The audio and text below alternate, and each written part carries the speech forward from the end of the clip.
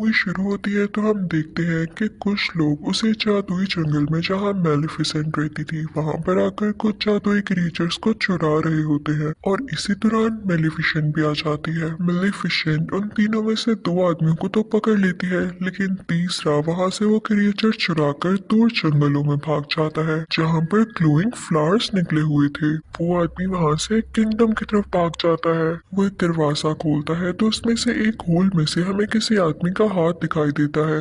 वो आदमी जिसने वो क्रिएचर चुराया उस आदमी को वो क्रिएचर दे देता है।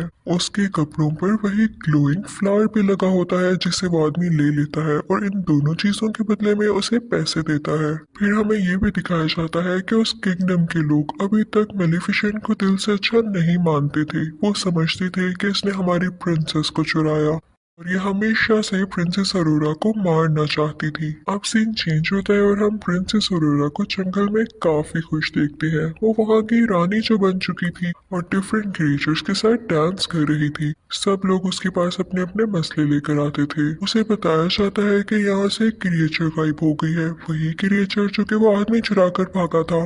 तो ये सुन के प्रिंसेस अरोरा काफी परेशान हो जाती है। तो वहाँ पे वही छोटी हाइट वाली तीन परियां आती हैं और उसे खुश करने लगती हैं। उसका क्राउन लेके भागने लगती हैं ताकि वो भी उसके पीछे पीछे आए। और प्रिंसेस अरोरा जैसे ही नीचे जाती है तो उसे कौन दिखाई देता है भला? वही लड़का जो कि मूवी यानी मेलेफिसेंट पार्ट 1 के एंड पे उसके पास आया था, लेकिन तब तक वो उसका ट्रू लव नहीं था। वो भी एक प्रिंस था और उसका नाम था प्रिंस फिलिप। वो काफी अरसे से प्रिंसेस अरोरा को पसंद करता था और यहाँ पर फाइनली वो उसे प्रपोज कर देता है, जिसे सुनकर प्रिंसेस अरोरा भी काफी खुश होती है क्योंकि वो भी उसे कहीं ना कहीं पसंद करती थी।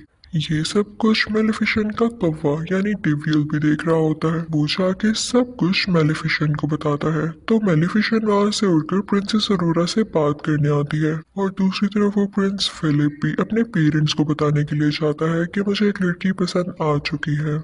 फिर हम देखते हैं कि प्रिंस फिलिप अपने किंगडम पहुंच चुका है और वहां पर जाकर वो अपने फादर यानी किंग को, क्वीन को और बाकी लोगों को बताता है कि मैं उस लड़की को प्रपोज कर आया हूँ। जिसको सुनकर उसके फादर यानी किंग काफी खुश होते हैं, लेकिन क्वीन वो तो सैड हो जाती है। लेकिन वो ये चीज अपने बेटे को शो नहीं करवाती। उसका दिल तो नहीं था, लेकिन फिर भी वो कहती है कि चलो ठीक है। प्रिंसेस अरोरा और उसकी गॉड मदर यानी मेलिफिसेंट को हम डिनर पे बुला लेते हैं। दूसरी तरफ हम मेलिफिसेंट को प्रिंसेस अरोरा से बातें करता हुआ देख रहे होते हैं। वो कहती है कि तुम्हें मुझसे एक बार पूछ लेना चाहिए था प्रिंस से मंगनी करने से पहले। मेलिफिसेंट कहती है कि सच्चे प्यार जैसी कोई चीज नहीं होती, लड़के हमेशा धोखा देते हैं। तभी तो तुम्हारा ट्रू लव मैं बनी। मैं तुमसे दिल से प्यार करती हूँ, इसलिए तुम्हारा भला कह रही हूँ। तो प्रिंसेस अरोरा कहती है कि प्लीज आप ऐसा ना सोचें। अगर किसी ने आपको धोखा दिया तो हो सकता है कि बाकी दुनिया के लोग वैसे ना हो। तो मेलिफिसेंट कहती है कि ठीक है, मैं तुमसे प्यार करती हूँ इसलिए तुम्हारी बात मान रही हूँ। अब हम देखते हैं कि वो दिन आ चुका है जब इन दोनों फैमिलीज में एक साथ डिनर है। तो क्वीन जो कि प्रिंस फिलिप की मदर थी वो अपनी एक सीक्रेट क्लोजेट में जाती है। वो जब वहां पर जा रही होती है तो हमें ये दिखाया जाता है कि वो एक आयरन फैक्ट्री है। वो क्वीन जब वहां से गुजर रही होती है तो हमें ये भी दिखाया जाता है कि वहां पर वही ग्लोइंग फ्लावर होता है और उसी के साथ वो क्रिएचर भी होती है जो कि एक आदमी ने चुराया था। और वो क्वीन जाके उस आदमी से कहती है कि जल्दी अपना काम पूरा करो, वक्त बहुत कम है। और तभी वहां पर हम स्पिनिंग व्हील को भी देखते हैं जिस पर सेम सुई लगी होती है। ये सीन था ना काफी मिस्टीरियस कि हमें उस क्वीन के प्लान्स के बारे में कुछ नहीं पता चल पाता। और फिर यहाँ पे सीन चेंज हो जाता है। अब दूसरी तरफ जंगल में मेलिफिसेंट, उसका कौवा जो कि इंसान की शक्ल में ही था, और प्रिंसेस अरोरा डिनर पर जाने के लिए तैयार हो जाते हैं। काफी प्यारी लग रही होती है प्रिंसेस अरोरा। मेलिफिसेंट जैसे ही उस किंगडम में पांव रखती है तो सारे लोग उसे डर के छुपने लगते हैं और कुछ लोग तो अपने वेपन्स भी निकाल लाते हैं। उनको ये लग रहा होता है कि मेलिफिसेंट एक बुरी चुड़ैल है, लेकिन मेलिफिसेंट इन सबको एंजॉय कर रही होती है और उन्हें कुछ भी नहीं कहती, बस मुस्कुराती रहती है। अब हम देखते हैं कि वो तीनों अंदर पहुंच चुके होते हैं, यानी महल के अंदर किंग और क्वीन के पास, और अब डिनर होता है स्टार्ट। क्वीन मुसलसल मेलिफिसेंट को खुश करने की बजाय या उससे अच्छी बातें करने की बजाय उसका पुराना वक्त उसे याद दिलाती है कि तुम ही थी ना जिसने इस बेचारी प्रिंसेस को कर्ज दिया था। उसकी बातें बिल्कुल भी अच्छी नहीं लग रही होती और वो मेलिफिसेंट को ये भी कहती है कि तुमने तो इंसानों को भी मारा था, याद है? तो मेलिफिसेंट क्वीन से कहती है कि आपके किंगडम के भी कुछ लोग मेरे जंगल में आए थे और मेरी क्रिएचर चुरा कर भाग गए। उनमें लड़ाई बढ़ने लगती है तो क्वीन अपनी बीवी यानी क्वीन से कहता है कि खामोश हो जाओ, कैसी बातें कर रही हो। और दूसरी तरफ प्रिंसेस अरोरा मेलिफिसेंट से कहती है कि प्लीज आप इजी रहें, लेकिन क्वीन फिर भी पास नहीं आती और अजीब अजीब बातें करने लगती है। वो कहती है कि अगर मेरे बेटे की और प्रिंसेस अरोरा की शादी हो गई तो इसकी असली मदर कौन होगी। ये सुनकर मेलिफिसेंट को काफी दुख होता है क्योंकि वो खुद को ही प्रिंसेस अरोरा की असल मदर मानने लगी थी। वो अपने पर फैलाती है और एक ग्रीन एनर्जी बाहर निकालती है जिससे सब दूर जाकर गिरते हैं।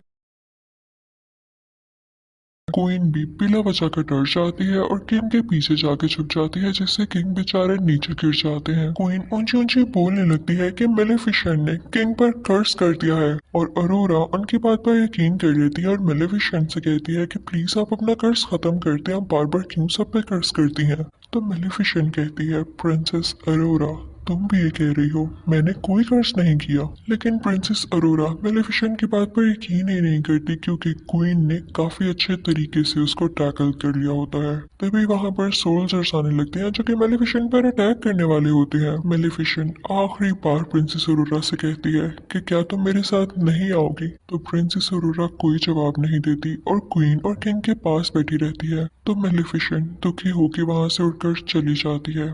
उसके साथ उसका कौवा भी खिड़की तोड़ के बाहर चले जाते हैं। लेकिन वहाँ पे एक और लड़की होती है जो क्वीन और किंग की साथी होती है। वो आयरन बुलेट से मेलेफिसेंट पर अटैक कर देती है जिससे वो बेचारी ओशन में गिर जाती है। अब हम देखते हैं कि कैसल में किंग बेचारे बेहोश पड़े होते हैं तो उनको उनके बेडरूम में ले जाया जाता है। सब काफी परेशान होते हैं और उनका बेटा यानी प्रिंस फिलिप अपनी मदर क्वीन से कहता है कि आप डैड के माथे पर चूमे, आप उनसे सच्चा प्यार करती हैं ना, आप उनकी वाइफ हैं, हो सकता है कि वो दोबारा से ठीक हो जाए। लेकिन क्वीन अंदर ही अंदर अजीब मुंह बनाती है क्योंकि ना तो वो किंग से सच्चा प्यार करती थी और ना ही वैसी स्टोरीज पर बिलीव करती थी। अपने बेटे के कहने पर ऐसा करती है लेकिन किंग की आंख नहीं खुलती। जब अरोरा ये देखती है तो कहती है कि मैं जाके मेलेफिसेंट से बात करूंगी कि वो अपना कर्ज खत्म कर दे। जैसे ही वो जंगल पहुंचती है तो सारे लोग कहने लगते हैं कि हमने अभी तक मेलेफिसेंट को नहीं देखा, वो यहाँ आई ही नहीं। दूसरी तरफ किंग और क्वीन की वही साथी ओशन पर नजर रखे होती है कि मेलेफिसेंट कब यहाँ से निकलती है। लेकिन वो देखती है कि कोई क्रिएचर आकर मेलेफिसेंट को अपने साथ ले गया है। वो फौरन से सब कुछ आकर क्वीन को बताती है तो क्वीन कहती है कि फौरन से उसे रोको। और दूसरी तरफ जंगल से अरोरा वापस उसी किंगडम में आ जाती है। लेकिन उस जंगल का एक मैजिकल क्रिएचर भी उसके होर्स में छुपकर उसे किंगडम आ गया था। वो क्रिएचर वहीं पर पहुंच जाती है जहां पर पहली क्रिएचर भी कैद थी और उसे भी वो आदमी कैद कर लेता है। प्रिंसेस अरोरा क्वीन से कहती है कि मुझे मेलेफिसेंट कहीं भी नहीं दिखी, क्या उन्हें कुछ हो तो नहीं गया। तो क्वीन कहती है कि परेशान नहीं हो, वो काफी स्ट्रॉन्ग है, वो वैसे ही कहीं पर होगी और उसे अपनी बातों में फंसाने की कोशिश करती है। दूसरी तरफ क्वीन की वही साथी ओशन पर अभी भी नजर रखी होती है कि जैसे ही उसे मेलेफिसेंट नजर आए वो उसको मरवा दे। और फिर उसके बाद ऐलान किया जाता है कि अगले 3 दिन के अंदर अंदर प्रिंस फिलिप और प्रिंसेस अरोरा की शादी है और हम चाहते हैं कि हम सब लड़ाइयाँ छोड़ दें, हम सुलह करना चाहते हैं और जंगल में जितने भी क्रिएचर्स हैं वो सब के सब इस शादी में इनवाइटेड हैं। दरअसल ये उनका प्लान था क्योंकि वो ये चाहते थे कि मेलेफिसेंट को मार के जंगल के सब क्रिएचर्स को कैद कर लिया जाए ताकि वहां को सिक्योर करने के लिए कोई भी ना हो और फिर उस जंगल पर कब्जा कर लिया जाए। दूसरी तरफ हम देखते हैं कि मेलेफिसेंट की आंख खुल जाती है, वो काफी जख्मी होती है और उसे कुछ क्रिएचर्स की आवाज आ रही होती है जो कि कह रहे होते हैं कि हम इंसानों पर अटैक करेंगे। उनके भी बड़े बड़े पर होते हैं और सर पर सींग होते हैं। वो जंगल में अपनी पनाह लेने आए थे क्योंकि उन्हें ये लग रहा था कि जंगल उनके लिए सेफ पॉइंट हो सकता है इंसानों पर अटैक करने से पहले। मेलेफिसेंट भी वहां पर पहुंच चुकी होती है और उनमें से एक क्रिएचर मेलेफिसेंट की तरफ आता है और उससे कहता है कि हम में भी अपनी पावर ट्रांसफर करो, इंसानों को कैसे हराया जा सकता है हमें भी बताओ। लेकिन मेलेफिसेंट उसे दूर फेंकती है। उन क्रिएचर्स के हेड का नाम बोरा होता है। वो जब देखता है कि मेलेफिसेंट में इतनी पावर है कि किसी को भी इतनी दूर उड़ा के फेंक सकती है तो वो काफी खुश होता है। कि अब हमें इसको टैकल करने में काफी आसानी होगी। अब पूरा का साथी मेलिफिसेंट को अपने साथ लेके केव में आ जाता है और उसे बताता है कि यहाँ पे बुरी और अच्छी फेरीज एक साथ रहा करती थी, क्योंकि इंसान उन्हें हंट करने लगे थे, इस वजह से उन्हें एक साथ रहना पड़ा। फिर वो एक स्ट्रक्चर के पास आता है जो कि वहाँ पे स्टिल था, कोई मूवमेंट नहीं कर रहा था। तो पूरा का साथी उसे बताता है कि मेलिफिसेंट, तुम इन्हीं की औलाद में से हो, तुम आखिरी पावरफुल और अच्छी परी बची हो। वो आदमी मेलिफिसेंट को बताता है कि तुम बहुत पावरफुल हो और जल्द ही तुम एक ऐसी स्टेज पे पहुंचोगी जिससे तुम दुनिया की सबसे ज्यादा ताकतवर परी बन जाओगी। लेकिन वो आखिरी स्टेज तुम अभी पार नहीं कर पाई, और वो है प्रिंसेस अरोरा को माफ करना, क्योंकि सारी जिंदगी तुमने उससे मोहब्बत की है, उसे प्यार किया है, और इसके लिए बहुत करेज चाहिए कि आप किसी को दिल से माफ कर दें। और जो किसी को दिल से माफ कर देता है वही इस दुनिया का सबसे ताकतवर इंसान होता है। तो मेलिफिसेंट कहती है कि नहीं, मैं उसे माफ नहीं कर सकती, मैंने उसे हमेशा प्यार किया, लेकिन उसने मुझे धोखा दिया। तभी वहाँ पर बोरा भी आ जाता है और बताता है कि प्रिंस फिलिप और प्रिंसेस अरोरा की शादी हो रही है और ये हमारे पास अच्छा मौका है उन पर अटैक करने के लिए। लेकिन मेलिफिसेंट यहाँ चुप रहती है। दूसरी तरफ हम ये भी देखते हैं कि प्रिंसेस अरोरा को क्वीन अपनी ढकी छुपी बातों से काफी टॉर्चर करने लगती है, और प्रिंसेस अरोरा को ये फील भी होने लगता है। तो वो प्रिंस फिलिप के पास जाती है और उससे कहती है कि मैं सिर्फ आपके लिए बर्दाश्त कर रही हूँ, वरना मुझे क्वीन अच्छी नहीं लगने लगी। दूसरी तरफ हम ये देखते हैं कि क्वीन का वही आदमी जो कि उस फैक्ट्री में काम कर रहा होता है उस ग्लोइंग फ्लावर के ऊपर, वो उससे कुछ डस्ट तैयार कर लेता है जिसे बताता है कि इससे परियां मर सकती हैं और ये मैंने मेलेफिसेंट को मारने के लिए तैयार किया है। उसे देख के क्वीन काफी खुश होती है। उसके पास एक छोटी सी फेरी भी होती है और जैसे ही वो पाउडर उस पर डालता है तो वो फेरी मर जाती है। क्वीन बहुत खुश हो जाती है, लेकिन वो आदमी उसे कहता है कि ये पाउडर तभी और ज्यादा बन सकता है जब आप मुझे वो ग्लोइंग फ्लावर्स और ज्यादा ला के दें। तो जैसे ही उसके आदमी उधर पहुंचते हैं वो फ्लावर्स लेने के लिए, तो मेलेफिसेंट को खबर हो जाती है और वो भी वहां पे पहुंच जाती है। लेकिन तब तक बहुत देर हो चुकी थी, उसके सोल्जर सारे फ्लावर्स उतार चुके थे और मेलेफिसेंट यहाँ पे कुछ भी नहीं कर पाती। बस वो बहुत उदास थी क्योंकि उसके साथ हमेशा बुरा ही हुआ था। वो सोल्जर्स मेलेफिसेंट पर आयरन बुलेट से अटैक करने लगते हैं, लेकिन तभी उसके सामने बोरा का साथी आकर उसे बचा लेता है। मेलेफिसेंट भी एक शील्ड बना लेती है जिससे वो लोग प्रोटेक्टेड हो जाते हैं और पूरा बाकी सोल्जर्स पर अटैक करने लगता है। लेकिन जैसे ही मेलेफिसेंट पूरा के साथी को केव तक लाती है तो तब तक वो बेचारा मर चुका होता है। अगली सुबह हम देखते हैं कि प्रिंस फिलिप और प्रिंसेस अरोरा की शादी के इवेंट शुरू हो चुके होते हैं और जंगल के सारे क्रिएचर्स उस किंगडम की तरफ जा रही होती हैं। लेकिन जैसे ही मेलेफिसेंट का कौवा, जो कि इंसानी शक्ल में ही होता है, वो अंदर जाने लगता है तो उसे रोक लिया जाता है। फिर हम देखते हैं कि प्रिंसेस अरोरा काफी प्यारी लग रही होती है और प्रिंस फिलिप उसे एक फ्लावर देता है जो कि कोई और फ्लावर नहीं, उसी के जंगल का ग्लोइंग फ्लावर था। उसे देख के काफी हैरानी होती है कि क्वीन ने क्यों भिजवाया है मेरे लिए। वो क्वीन को ढूंढने के लिए जाती है और तभी उसे वो सीक्रेट डोर भी मिल जाता है। उसके हाथ में अभी भी वो फ्लावर था और वो चाहते चाहते उसे स्पिनिंग व्हील के पास पहुंच जाती है। उसे वो सारे विजन्स आने लगते हैं कि कर्स क्या था और मुझे यहाँ पर कैसे ले जाया जा रहा है। वो वहाँ पर देखती है कि दो फेरीज भी कैद हैं, वही क्रिएचर जिसे 7 महीने कैद किया था। वो उनको छुड़ाने ही लगती है, लेकिन वो आदमी उसे रोक लेता है।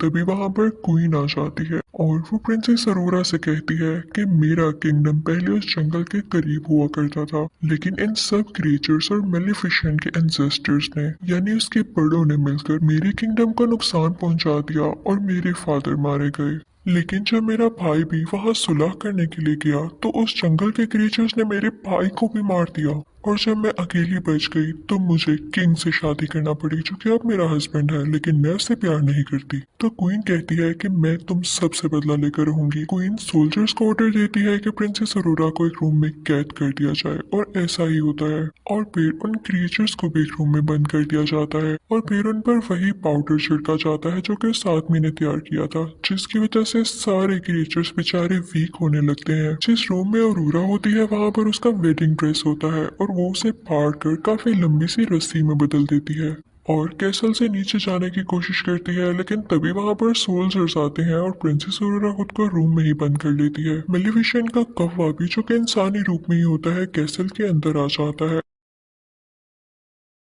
और दूसरी तरफ प्रिंस फिलिप अपने बीमार क्वीन अपने कैसल की छत पर होती है और वो इस जंगल की तरफ काफी बॉम्ब्स फेंक रही होती है। दूसरी तरफ बोरा भी अपने लोगों के साथ इस किंगडम पर अटैक करने के लिए आ रहा होता है। दूसरी तरफ अरोरा मौका पाके उसी ड्रेस से लटकते हुए नीचे आ जाती है किंग के रूम में जहाँ पे प्रिंस फिलिप भी होता है। वो उसे सब कुछ बताती है कि क्वीन ने मेरे साथ क्या किया और मेलिफिसेंट ने आपके फादर को कर्स नहीं दिया बल्कि आपकी मदर ने ही दिया है, जिसे सुनकर प्रिंस फिलिप काफी हैरान होता है। और दूसरी तरफ हम देखते हैं कि बोरा और उसके साथी किंगडम पर अटैक करने आ रहे होते हैं, लेकिन उन पर मुसलसल आगे से अटैक कर रहे होते हैं किंगडम वाले और उनमें से कुछ लोगों को पकड़ भी लेते हैं। प्रिंसेस अरोरा को मेलिफिसेंट का वही कौवा दिखाई देता है जो कि इंसान ही बना हुआ था। वो उससे कहती है कि हमें लोगों की जान बचाने के लिए यहाँ की चर्च का दरवाजा खोलना होगा और वो दोनों मिलकर दरवाजा खोलने लगते हैं। वहां पर जाकर वो सारे क्रिएचर्स को बचा लेते हैं और वहां पर मौजूद छोटी छोटी फेरीज उन सुराखों में फूल भर देती हैं जहाँ से पाउडर निकल रहा था और अब वो डस्ट पाउडर वहां से बाहर नहीं निकलता और ना ही किसी क्रिएचर को नुकसान पहुंचाता है।